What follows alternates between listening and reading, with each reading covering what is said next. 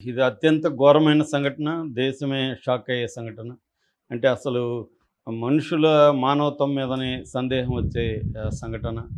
So, ఇది ఎక్కడ జరిగింది? ఎలా జరిగింది? అనేది చెప్పుకుందాం. మాది ఒడిస్సాలో గజపతి నగరం అని ఉంటది. గజపతి జిల్లా. ఆ గజపతి జిల్లాలో పర్లాకిమిడి అని ఉంటది. పర్లాకిముండి అంటారు. పర్లాకిముండిలో జరిగిన సంఘటన. ఈ తల్లి పేరు రాజ్యలక్ష్మి కర్ అంటారు ఆమెను. ఆమె వాళ్ళ హస్బెండు 13 ఏళ్లకు ముందు వాళ్ళెక్కడో ఊరెళ్ళి వస్తుంటే భువనేశ్వర్‌లో ఒక చెత్త కుప్ప దగ్గర ఒక 3 నెలల పాప ఉండడం కనబడింది. అక్కడ జనం అంతా గుమికూడున్నారు. అప్పుడు వీళ్ళు ఆహ్, ఈమె రాజ్యలక్ష్మి భర్తతో మనకు పిల్లలు లేరు గదండీ! మనం ఈ పాపను పెంచుకుందాం అంటే, అక్కడ గవర్నమెంట్ వాళ్ళ సహాయంతో ఆ పాపని వీళ్ళు తీసుకొనొచ్చి పెంచుకోవడం మొదలుపెట్టారు. అప్పుడు ఆ పాపకి 3 సంవత్సరాలు. ఆ తర్వాత 1 ఇయర్ తర్వాత ఆయన ఏదో కారణంతో చనిపోయాడు భర్త. ఈమె ఒకటే ఉంది. ఈమె బిడ్డను అప్పటికి కూడా చాలామంది అన్నారు, "అమ్మ భర్త లేదు కదమ్మా! ఈ ఆడబిడ్డను నువ్వెలా పెంచుతావు? ఎక్కడైనా ఆశ్రమానికో లేతే హోమ్‌కో ఇచ్చేసేయి. అనాథ ఆశ్రమానికి పంపించేయి" అంటే, "లేదు లేదు నేను నా బిడ్డ అయ్యుంటే నేను పెంచనా? నా కడుపున పుట్టుంటే పెంచనా?" అని చెప్పి ఈమె ఆ బిడ్డను పెంచడం మొదలుపెట్టింది. ఆ పాపని చదివించడం కోసం అనేక కష్టాలు పడింది.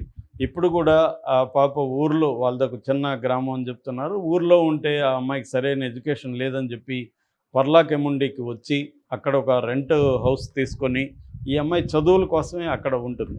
ఆమెకి నిజానికి ఆరోగ్యం కూడా సరిగా లేదని చెప్తున్నారు. ఆమెకి హార్ట్ ఇష్యూస్ కూడా ఉన్నాయి.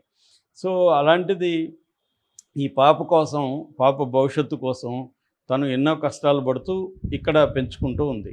ఈ క్రమంలో ఏందంటే, ఈ పాప చిన్నప్పటి నుంచి కూడా కొంత ఆహ్, అంటే ఆహ్, బాగా ఓవర్ యాక్టివ్, తల్లిని డామినేట్ చేయడం, తల్లి మాట వినకపోవడం, అనేక సార్లు తల్లికి, ఈమెకి, ఈ పాపకి మధ్య క్లాషెస్ అయితే గతంలో కూడా ఉన్నాయని చెప్తున్నారు. ఈ క్రమంలో ఈ పాపకి తనకంటే బాగా పెద్దవాళ్ళైన ఇద్దరు అబ్బాయిలతో పరిచయం ఏర్పడింది. ఒకడు గణేష్ రథ్ అనేవాడు, వాడికి 21 సంవత్సరాలు. రెండో అబ్బాయి దినేష్ సాహు, 20 సంవత్సరాలు. సో, గణేష్ అండ్ దినేష్ వీళ్ళిద్దరికీ ఈ అమ్మాయికి ఒక అఫెయిర్ స్టార్ట్ అయింది. ఈ పిల్లకేమో 13 ఏళ్ళు, వాళ్ళకేమో ఆల్మోస్ట్ డబుల్ ఏజ్. సో, ఈ నేపథ్యంలో ఏమైందంటే ఈమెకి అది తెలిసింది. తల్లికి తెలిసింది. ఈ అమ్మాయి ఇట్లా ఇద్దరు అబ్బాయిలతో తిరుగుతుందనే విషయం తెలిసింది. తెలిసి గట్టిగా మందలించడం మొదలుపెట్టింది. "నువ్వు ఈ వయసు, నీ వయసు ఏంటి? నీకు 13 ఏళ్ళు. నీ చదువుకోవాల్సిన కోసం నేను ఇన్ని కష్టాలు పడి ఒంటరిగా నేను పెంచుతూ ఉంటే, నీకోసమే ఇక్కడికి నేను ఊరు వదిలిపెట్టి ఇక్కడికొచ్చి రెంట్ తీసుకొని నానా బాధలు పడతా నేను పెంచుకుంటుంటే, నువ్వు చదువుకోకుండా వాళ్ళ వయసు నీకంటే డబుల్‌గా ఉన్న పెద్ద అబ్బాయిలతో నువ్వు తిరగతున్నావు. అది కూడా ఇద్దరితో తిరుగుతున్నావు" అని ఈమె మందలించడం మొదలుపెట్టింది. దాంతో ఈ పిల్లకి తల్లి మీద చాలా పీకల్లో కోపం వచ్చింది. సో, వచ్చి ఏం చేసిందంటే ఈ అబ్బాయిలకి చెప్పింది, "ఇలాగ ప్రతిదానికి మా అమ్మది నస ఎక్కువైపోయిందని." వాళ్ళు ఈ అమ్మాయిని అడిగారు, "మీ ఇంట్లో డబ్బులున్నాయా? మీకు ఆస్తి ఉన్నాయా?" ఇవన్నీ అడిగారు. "మా ఇంట్లో బంగారైతే చాలా ఉంది. ఎన్ని గ్రాములనేది తెలీదు. చాలా నగలైతే ఉన్నాయని" చెప్పింది. అట్లాగే ఆస్తులు కూడా ఊర్లో ల్యాండ్ అదంతా ఉందని చెప్పింది. దాంతో వాళ్ళిద్దరూ ఒక ప్లాన్ ఏశారు. ఈమెను గాని చంపేస్తే ఈ పిల్ల మన కంట్రోల్‌లోకి వస్తది. ఆ బంగారు అదంతా కూడా మనం తీసేసుకోవచ్చు.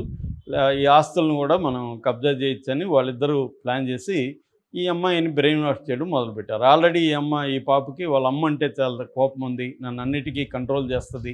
నా ఇష్టం వచ్చినట్టు నన్ను ఉండనీయట్లేదు. ప్రతిదానికి రిస్ట్రిక్షన్స్ పెడతది, తిడతది అని చెప్పి ఈ అమ్మాయికి కోపం ఉంది. ఈ కోపాన్ని ఉపయోగించుకొని వాళ్ళు ఆ పిల్లని బ్రెయిన్ వాష్ చేశారు. సో, ఒక ప్లాన్ ఏశారు. అదేంటంటే ఏప్రిల్ 29వ తేదీ వీళ్ళు కొన్ని ఆహ్, నిద్ర మాత్రలు ఈ పిల్లకిచ్చారు. "దీన్ని నువ్వు పాలల్లో కలిపేసి ఆమెకి పాలు తాగిచ్చేసేయి" అని చెప్పారు. సో, కలిపేసి మాకు ఫోన్ చేయని చెప్పారు. సో, ఈ పిల్ల ఏం చేసింది, అలాగే మంచిగా నటిస్తూ "అమ్మ పాలు తాగమ్మా" అని చెప్పి ఆమెకి పాలు కలిపి పాలల్లో నిద్ర మాత్రలు పొడి చేసి పాలల్లో కలిపి ఇచ్చేసింది. ఆమె తాగేసింది. తాగినాక మత్తుగా పడుకొని నిద్రపోతుంది.